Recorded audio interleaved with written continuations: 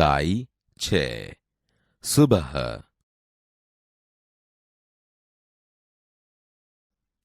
बाल दोस्तों, आपने कई सारी कहानियां सुनी होगी। आज हम एक ऐसा प्रसंग सुनेंगे जो आप सबको जीने का जज्बा देगा। एक लड़की की हिम्मत कैसे अपनी विकलांगता को हावी होने से बचाती है। तो चलो सुनना है ना। प्रसंग कथा। सुबह सुबह रेशमा ने देखा कि घर के सभी लोग सफाई में व्यस्त हैं। कोई सामान झाड़ रहा है तो कोई मकड़ी के जाले उतार रहा है। रेशमा ने सोचा, जरूर आज कोई खास बात है। मां, आज कोई खास बात है? सब इतनी सुबह उठकर घर की सफाई में जुटे हैं। रेशमा ने उत्सुकता से पूछा। हां बेटिया रानी, त्योहार के दिन हैं। भूल गई क्या? पहले से ही साफ सफाई हो जाए तो अच्छी तरह त्योहार का आनंद ले पाएंगे। मां ने प्यार से रेशमा के गाल को सहलाते हुए कहा। ओह, मैं तो एकदम भुलक्कड़ हो गई हूं। पर मां, आपने मुझे तो कोई काम सौंपा ही नहीं। मैं क्या करूं, बताओ मां। अच्छा, चलो पहले नहा धोकर तैयार हो जाओ, फिर बताऊंगी। बहुत से काम हैं।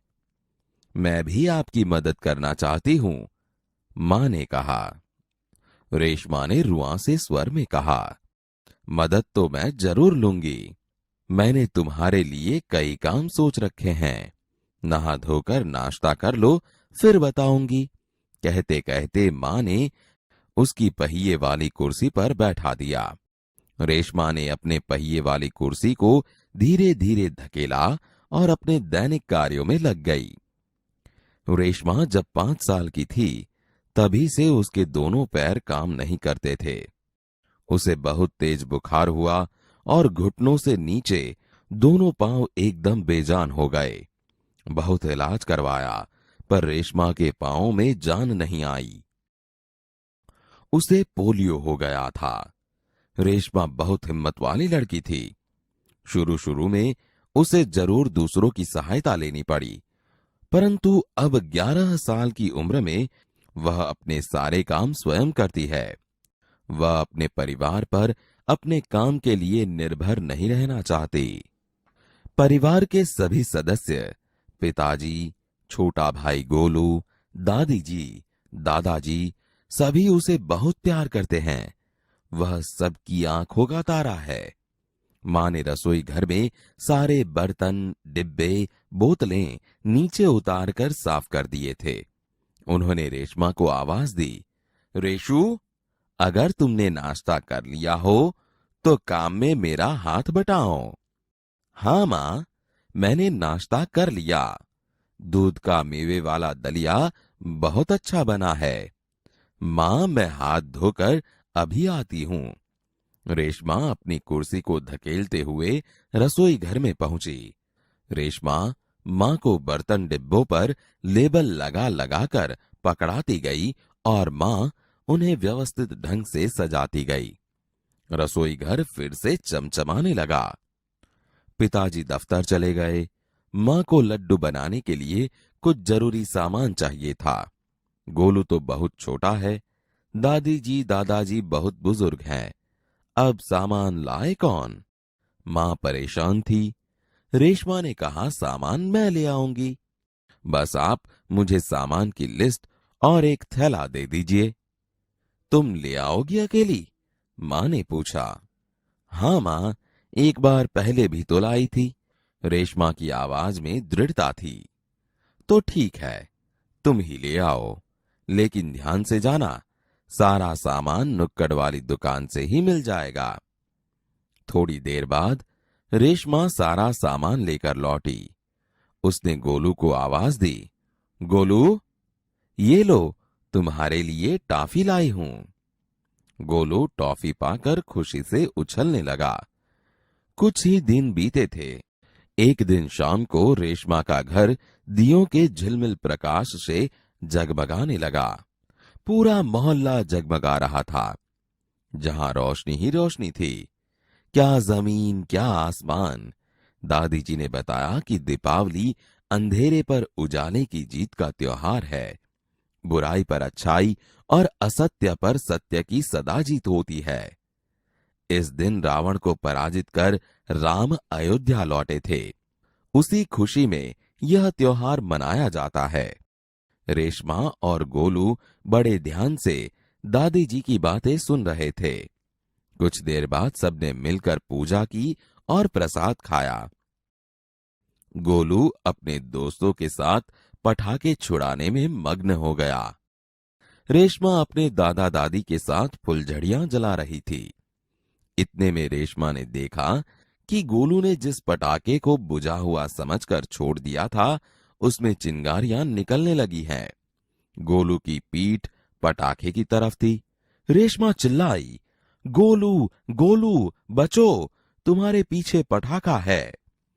पटाखों के शोर में रेशमा की आवाज दब गई। सबसे पहले रेशमा जल्दी जल्दी कुर्सी को धकेलती गोलू के पास जा पहुंची। उसने गोलू को जोर से धक्का दिया और खुद आगे निकल गई। अपनी कुर्सी की गति के कारण धड़ाम जोर का धमाका हुआ। रेशमा की फुर्ती ने गोलू को जलने से बचा लिया। गोलू को कुछ समझ न आया कि उसे धक्का किसने दिया और क्यों। धमाके की आवाज सुनकर मां पिताजी भी बाहर दौड़े चले आए। कुर्सी रेशमा के ऊपर थी और रेशमा नीचे। पिताजी ने कुर्सी सीधी की और रेशमा को उस पर बैठा दिया। मां भयभीत थी, बोली, कहीं चोट तो नहीं लगी रेशु?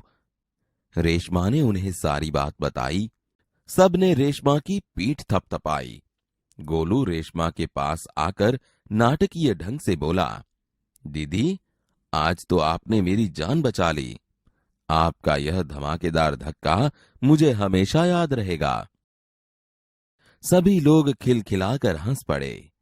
रेशमा की शारीरिक कमी उसके इरादों में कभी बाधा नहीं बनी।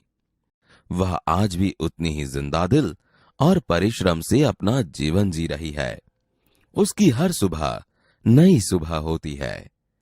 वह हर सुबह अपने काम में नए इरादे से जुट जाती है। सुबह सुबह रेशमा ने देखा कि घर के सभी लोग सफाई में व्यस्त हैं। कोई सामान झाड़ रहा है तो कोई मकड़ी के जाले उतार रहा है। रेशमा ने सोचा, जरूर आज कोई खास बात है। माँ, आज कोई खास बात है? सब इतनी सुबह उठकर घर की सफाई में जुटे हैं। हाँ बिटिया रानी, त्योहार के दिन है। भूल गई क्या? पहले से ही साफ सफाई हो जाए तो अच्छी तरह त्योहार का आनंद ले पाएंगे। ओह, मैं तो एकदम भुलक्कड़ हो गई हूँ। पर माँ, आपने मुझे तो कोई काम सौंपा ही नहीं। मैं क्या करूँ? बताओ माँ। अच्छा चलो, पहले नहा धोकर तैयार हो जाओ, फिर बताऊंगी। बहुत से काम है। मैं भी आपकी मदद करना चाहती हूँ। मदद तो मैं जरूर लूंगी। मैंने तुम्हारे लिए कई काम सोच रखे हैं। नहा धोकर नाश्ता कर लो, फिर बताऊंगी। मां ने रेशमा को उसकी पहिए वाली कुर्सी पर बैठा दिया। रेशमा ने अपनी पहिए वाली कुर्सी को धीरे धीरे धकेला और अपने दैनिक कार्यों में लग गई। रेशमा जब 5 साल की थी, तभी से उसके दोनों पैर काम नहीं करते थे। उसे बहुत तेज बुखार हुआ और घुटनों से नीचे दोनों पांव एकदम बेजान हो गए। बहुत इलाज करवाया पर रेशमा के पांव में जान नहीं आई। उसे पोलियो हो गया था। रेशमा बहुत हिम्मत वाली लड़की थी। शुरू शुरू में उसे जरूर दूसरों की सहायता लेनी पड़ी, परंतु अब 11 साल की उम्र में वह अपने सारे काम स्वयं करती है। वह अपने परिवार पर अपने काम के लिए निर्भर नहीं रहना चाहती। परिवार के सभी सदस्य, पिताजी, छोटा भाई गोलू, दादी जी, दादाजी, सभी उसे बहुत प्यार करते हैं। वह सबकी आंखों का तारा है। मां ने रसोई घर में सारे बर्तन, डिब्बे, बोतलें नीचे उतारकर साफ कर दिए थे। रेशु, अगर तुमने नाश्ता कर लिया हो तो काम में मेरा हाथ बटाओ। हाँ माँ, मैंने नाश्ता कर लिया। दूध का मेवे वाला दलिया बहुत अच्छा बना है। माँ, मैं हाथ धोकर अभी आती हूँ। रेशमा अपनी कुर्सी को धकेलते हुए रसोई घर में पहुंची। रेशमा माँ को बर्तन डिब्बों पर लेबल लगा लगा कर पकड़ाती गई और माँ उन्हें व्यवस्थित ढंग से सजाती गई। रसोई घर फिर से चमचमाने लगा। तेरे पिताजी दफ्तर चले गए। मुझे लड्डू बनाने के लिए कुछ जरूरी सामान चाहिए था। गोलू तो बहुत छोटा है। दादी जी दादाजी बहुत बुजुर्ग है। अब सामान लाए कौन? सामान मैं ले आऊंगी। बस आप मुझे सामान की लिस्ट और एक थैला दो। तुम ले आओगी अकेली? हाँ माँ, एक बार पहले भी तो लाई थी। तो ठीक है, तुम ही ले आओ, लेकिन ध्यान से जाना। सारा सामान नुक्कड़ वाली दुकान से ही मिल जाएगा। थोड़ी देर बाद रेशमा सारा सामान लेकर लौटी। गोलू, ये लो, तुम्हारे लिए टॉफी लाई हूँ। गोलू टॉफी पाकर खुशी से उछलने लगा। कुछ ही दिन बीते थे। एक दिन शाम को रेशमा का घर दियों के झिलमिल प्रकाश से जगमगाने लगा। पूरा मोहल्ला जगमगा रहा था। जहां रोशनी ही रोशनी थी। क्या जमीन क्या आसमान। दादी जी ने बताया कि दीपावली अंधेरे पर उजाले की जीत का त्योहार है। बुराई पर अच्छाई और असत्य पर सत्य की सदा जीत होती है। इस दिन रावण को पराजित कर राम अयोध्या लौटे थे। उसी खुशी में यह त्योहार मनाया जाता है। रेशमा और गोलू बड़े ध्यान से दादी जी की बातें सुन रहे थे। कुछ देर बाद सबने मिलकर पूजा की और प्रसाद खाया। गोलू अपने दोस्तों के साथ पटाखे छुड़ाने में मग्न हो गया। रेशमा अपने दादा दादी के साथ फुलझड़ियां जला रही थी। इतने में रेशमा ने क्या देखा कि गोलू ने जिस पटाखे को बुझाया हुआ समझकर छोड़ दिया था, उसमें चिंगारियां निकलने लगी हैं। गोलू की पीठ पटाखे की तरफ थी। गोलू, गोलू बचो, तुम्हारे पीछे पटाखा है। पटाखों के शोर में रेशमा की आवाज दब गई। सबसे पहले रेशमा जल्दी जल्दी कुर्सी को धकेलती गोलू के पास जा पहुंची। उसने गोलू को जोर से धक्का दिया और खुद आगे निकल गई। अपनी कुर्सी की गति के कारण धड़ाम जोर का धमाका हुआ। रेशमा की फुर्ती ने गोलू को जलने से बचा लिया। गोलू को कुछ समझ न आया कि उसे धक्का किसने दिया और क्यों। धमाके की आवाज सुनकर माँ पिताजी भी बाहर दौड़े चले आए। कुर्सी रेशमा के ऊपर थी और रेशमा नीचे। पिताजी ने कुर्सी सीधी की और रेशमा को उस पर बैठा दिया। माँ भयभीत थी। कहीं चोट तो नहीं लगी रेशु? रेशमा ने उन्हें सारी बात बताई। सबने रेशमा की पीठ थपथपाई। गोलू रेशमा के पास आया। दीदी, आज तो आपने मेरी जान बचा ली। आपका यह धमाकेदार धक्का मुझे हमेशा याद रहेगा। सभी लोग खिलखिलाकर हंस पड़े। रेशमा की शारीरिक कमी उसके इरादों में कभी बाधा नहीं बनी। वह आज भी उतनी ही जिंदा दिल और परिश्रम से अपना जीवन जी रही है। उसकी हर सुबह नई सुबह होती है। वह हर सुबह अपने काम में नए इरादे से जुट जाती है। बाल दोस्तों, इस चित्र को ध्यान से देखिए। इस चित्र का वर्णन भी ध्यान से सुनिए। चित्र में ग्वाला है, उसके हाथ में लाठी है। पास में नदी है, नदी में नाव है। नदी में मछली है। नदी में कमल के फूल हैं। नदी के किनारे पेड़ हैं। आकाश में बादल है। अब कुछ छूट गया है तो आप जोड़िए। बाल दोस्तों, आपने चित्र का वर्णन सुना, लेकिन इसी चित्र का वर्णन फिर से सुनिए। ध्यान से सुनना। हाँ, वर्णन में क्या भेद है ये मुझे बताना पड़ेगा। चलो, तैयार? हाँ, तो सुनिए। यह एक सुंदर चित्र है। चित्र में एक ग्वाला है। उसके हाथ में लंबी लाठी है।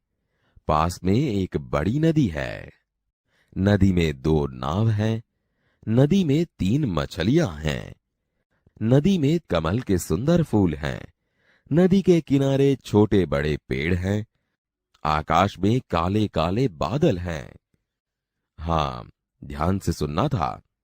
हाँ, तो अब बताइए क्या नया लगा। हाँ, तुम सही हो।